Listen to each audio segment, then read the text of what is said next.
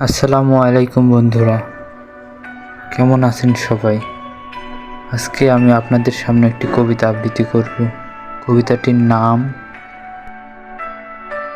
অন্তরাত্মা ও ছায়াগাছ। কবির নামটা কি সেটা আসলে জানা যায়নি, তবে তিনি কলকাতায় থাকেন এবং প্রতিদিন কবিতা আপডেট দেন।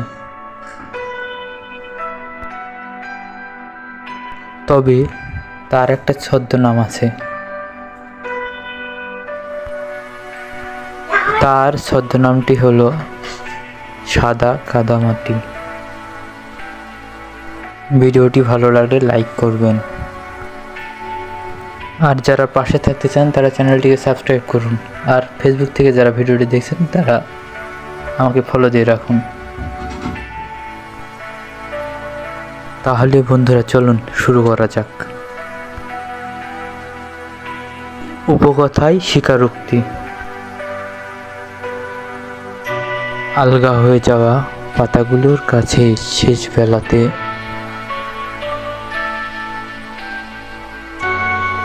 চৌহদ্দির ছাউনির নিচে বৃদ্ধ পাতা তার মৃত্যুর পরেও আড়াল করে আছে এক বয়সী লাল অবিকল পরের জন্মেরে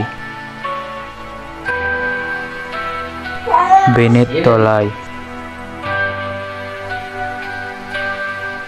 যেভাবে মঞ্জিরের গর্ভে ছিল লুকানো কাল প্রভাতেও এক মহিরু সৃষ্টির কাঁধ নিয়ে দাঁড়িয়ে আছে খেয়াবের উঠানে। হারিয়ালের সমস্ত খাই মেটানোর পর এক ফালি শান্ত ছায়ারে নিশ্চিত দাদান নিয়ে বাকি সবটুকু ছায়া হারিয়ে গেছে, পড়ে আছে নুয়ে।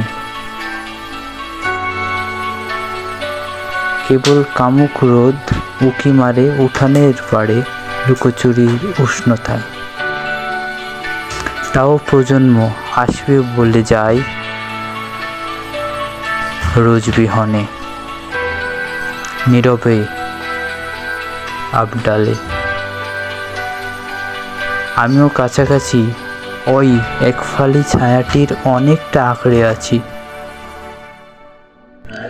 আমি সৃষ্টির ফলনের হয়ে প্রকাণ্ড সব একই সব ছায়া গাছের মতন, যে ছায়া শুধু নিজেরই দেখতে পায় না,